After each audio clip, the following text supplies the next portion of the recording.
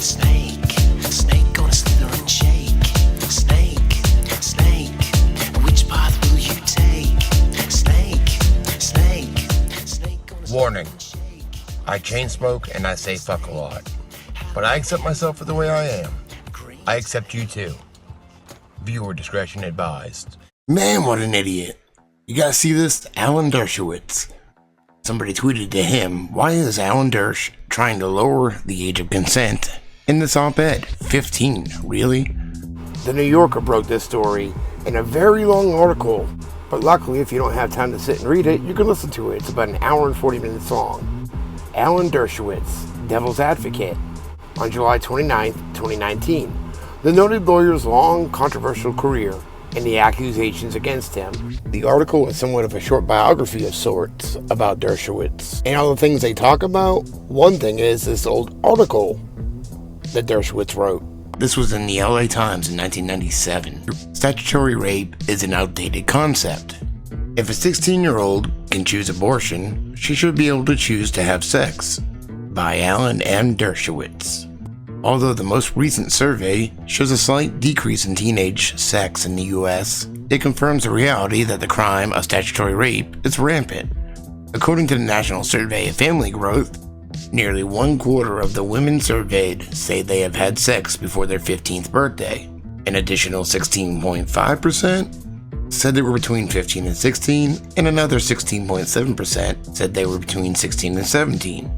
Every state makes it a serious crime for anyone to have sex with another person below a given age. The age of consent varies from state to state. In some states it's as high as 18, while in others it's as low as 14. Some jurisdictions mitigate the crime if the perpetrator is close in age to the victim, while others do not.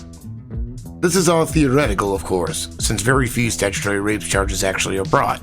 The laws, however, remain on the books, poised to be used selectively in certain kinds of high visibility cases. Recently, for example, an 18-year-old Wisconsin high school senior was prosecuted after he got his 15-year-old girlfriend pregnant and then offered to marry her. He faces 40 years in prison and a lifetime requirement that he register as a sex offender. The high visibility case that has most recently put the statutory rape laws in headlines is the allegation that Michael Kennedy, son of Robert and nephew of John, had an affair with his children's babysitter, who is now a 19-year-old college student. There is no hard evidence that there was a sexual encounter between Kennedy and the babysitter before her 16th birthday. In the absence of such evidence, there is no criminal case of statutory rape, and it seems unlikely that any such evidence will emerge, especially since neither the young woman nor her family seems eager to press charges. By its nature, sex tends to be a private matter engaged in outside the view of witnesses. In the absence of physical evidence, such as pregnancy or sexual transmitted disease, a charge of statutory rape generally requires testimony by the victim. But since the sex was consensual, it is rare the victim will come forward. If the sex is not consensual, as it often is, between older men and young girls, it is ordinary rape rather than statutory rape. Thus, 99% of cases of statutory rape are not prosecuted. This raises the fundamental question about the continuing legitimacy of statutory rape laws at a time when sex involving teenagers is so rampant, and prosecution for statutory rape so selective.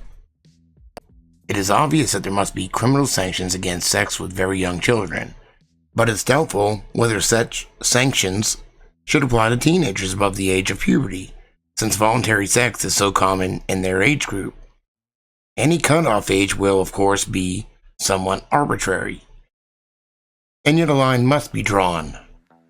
Nor would it be practical to have a cutoff based on individual maturity rather than age, since maturity is so subjective a criterion. Moreover, puberty is apparently arriving earlier, particularly among some ethnic groups. Based on the demographic criteria, the age of consent should be lowered. It certainly should not be as high as 17 or 16. Reasonable people can disagree over whether it should be as low as 14. 15 would seem like an appropriate compromise. Perhaps there should be staircasing below 15 with the penalty increasing inversely with the age of the victim.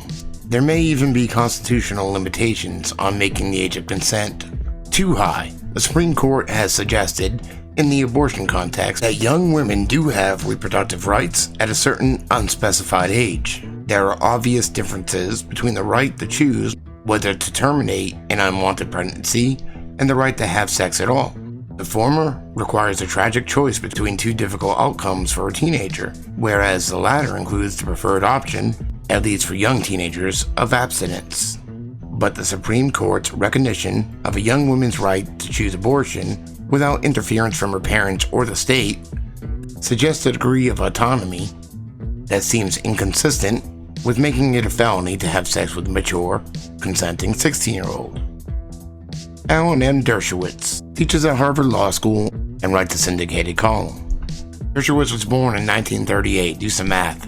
1997 minus 1938 is 59. Why would a 59-year-old even worry about this? Why are you even thinking about this?